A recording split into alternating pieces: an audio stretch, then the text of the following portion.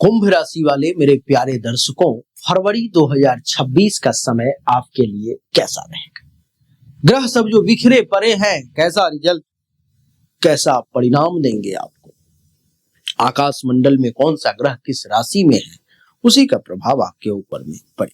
मैं आपको एक एक करके प्रत्येक ग्रह के बारे में बताने का प्रयास करूंगा, जिसमें चर्चा ग्रहराज सूर्य से ही शुरू करना पड़ेगा। तो सूर्य देवता जो है देवी और सज्जनों, 13 फरवरी तक आपकी कुंडली के द्वादश भाव में मकर राशि में विराजमान है। क्या होगा 13 फरवरी तक? द्वादश भाव में सूर्य के विराजमान होने के कारण विदेश, अस्पताल, आश्रम, एकांत और साधना से जुड़े काम जो है सो ज्यादा बढ़ने वाले हैं। ऐसा सूर्य का प्रभाव 13 फरवरी तक रहेगा। खर्च अचानक से बढ़ सकता है, विशेष करके स्वास्थ्य और यात्रा पर में आपका खर्चा हो सकता है, ऐसा मैं देख पा रहा हूं। नींद में कमी आ सकती है, मानसिक थकान भी संभव है, ऐसा मैं देख पा रहा हूं। गुप्त शत्रु आपके सक्रिय हो सकते हैं, गुप्त शत्रु आपको परेशान कर सकते हैं, इस बात को आप समझ लें। थोड़ा सा सतर्क रहने की आवश्यकता है। आध्यात्मिक झुकाव बढ़ेगा। ध्यान योग से आपको विशेष लाभ का योग मैं देख पा रहा हूं। 13 फरवरी के बाद जब ये सूर्यदेव कुंडली के प्रथम भाव में कुंभ राशि में आ जाएंगे, तब तो कमाल ही हो जाएगा। आपका आत्मविश्वास में जबरदस्त वृद्धि हो जाएगी। आपका कॉन्फिडेंस लेवल जो है सो बहुत ऊंचाई पर में 7वें आसमान पे चला जाएगा। नेतृत्व क्षमता अगर नहीं भी थी तो अब उभरने लगेगी। मान सम्मान हर तरफ से मिलने लगेगा। स्वास्थ्य में सुधार के योग है और चेहरे पर में गजब का सूर्य के समान तेज आ जाएगा। सरकारी कामों में खूब सफलता के योग कुंभ राशि वालों के लिए मैं देख पा रहा हूं। अहंकार से बचना आपके लिए अति आवश्यक है, वरना रिश्तों में टकराव की स्थिति उत्पन्न हो सकती है। सूर्य के बाद बात करेंगे देवी और सज्जनों मंगल देवता की। मंगल देवता जो है सो ये भी मकर राशि में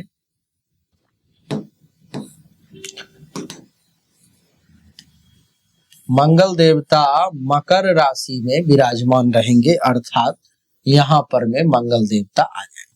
मंगल देवता के मकर राशि में विराजमान होने से, द्वादश भाव में उच्च के होने से क्या होगा? उच्च के मंगल से ऊर्जा बहुत अधिक आएगी आपके अंदर, बहुत अधिक रहेगी। विदेश यात्रा, विदेश में काम या विदेशी संपर्क से लाभ, 3 चीजें बताई मैंने। विदेश यात्रा, विदेश में काम या विदेशी संपर्क से आपके लिए विशेष लाभ का योग है।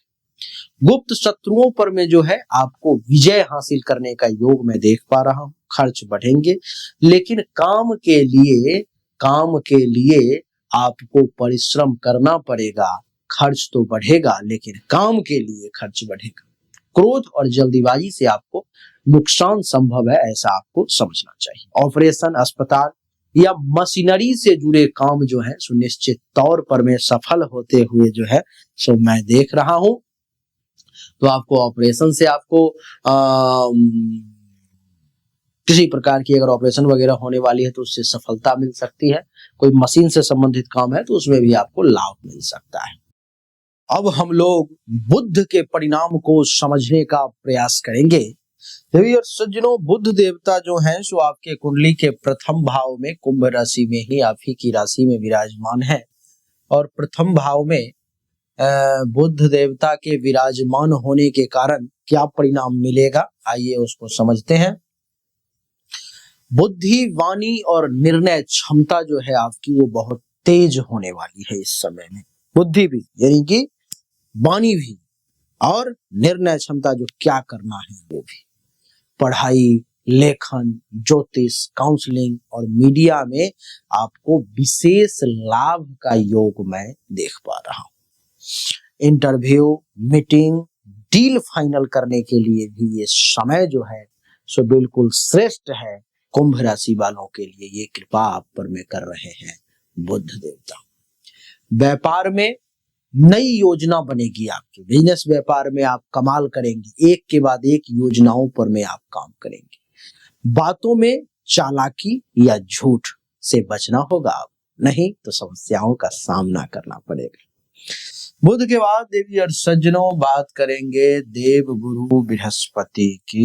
देवगुरु बृहस्पति कुंडली के पंचम भाव में मिथुन राशि में विराजमान है। क्या होगा? संतान पक्ष से शुभ समाचार आपको प्राप्त होने वाला है। प्रेम संबंध जो है सो आपके बहुत मजबूत होंगे। प्रेम संबंध या तो कहीं शुरू हो सकते हैं, नहीं तो जो पहले से शुरू है वो और ज्यादा ठोस हो जाएंगे, मजबूत हो जाएंगे। पढ़ाई, प्रतियोगिता, परीक्षा और रिसर्च में विशेष सफलता का योग मैं आपके लिए देख पा रहा हूं। इतना ही नहीं, पंचम भाव में देवगुरु का बैठना, इसका अर्थ है कि ज्योतिष में, तंत्र में, मंत्र में, साधना में, इन सब में आपकी उन्नति का योग जो है सो बनता हुआ मुझे प्रतीत हो रहा है। शेयर मार्केट, सट्टा, इन सब में सोच समझकर आपको निवेश करना होगा। लाभ की संभावना जो है वो भी मैं देख पा रहा हूं। विवाह योग्य जातकों के लिए बहुत अच्छा समय है। क्या? विवाह योग्य जातकों के लिए बहुत अच्छा समय है। इस समय में आपको विवाह के एक से बढ़कर के एक रिश्ते आने के योग जो है सो मैं देख रहा हूं आपके लिए देवी और सज्जनों। देव गुरु के बाद अपन बात करेंगे दैत्य गुरु अर्थात शुक्राचार्य की, जो कुंडली के प्रथम भाव में कुंभ राशि में विराजमान है। देवी और सज्जनों, कुंडली के प्रथम भाव में कुंभ राशि में विराजमान होने का अर्थ है कि आपका आकर्षण बढ़ेगा, व्यक्तित्व में निखार आने के योग हैं। आपका व्यक्तित्व जो है इस समय में और अधिक निखर जाएगा। प्रेम जीवन में रोमांस और मधुरता भी देखने को मिलेगी। कला, संगीत, फिल्म, फैशन से जुड़े लोगों को भी विशेष लाभ का योग है। जीवन साथी से आपको सहयोग प्राप्ति का भी योग मैं देख रहा हूं। विलासिता पर खर्च आपका बढ़ सकता है, ऐसा मुझे प्रतीत हो रहा है। सुंदरता और स्वास्थ्य दोनों में ही विशेष सुधार का योग आपके लिए मैं देख पा रहा हूं। देवी और सज्जनों, बात करेंगे शनि देव की। नहीं, शुक्र के बाद आता है कर्म फलदाता शनि की बात। शनिदेव कुंडली के द्वितीय भाव में विराजमान है और जिसका अर्थ यह है कि धन संचय होगा, मगर धीरे धीरे। वाणी भी आपकी कठोर हो सकती है, इसलिए संभल कर बोलेंगे तो ज्यादा अच्छा रहेगा।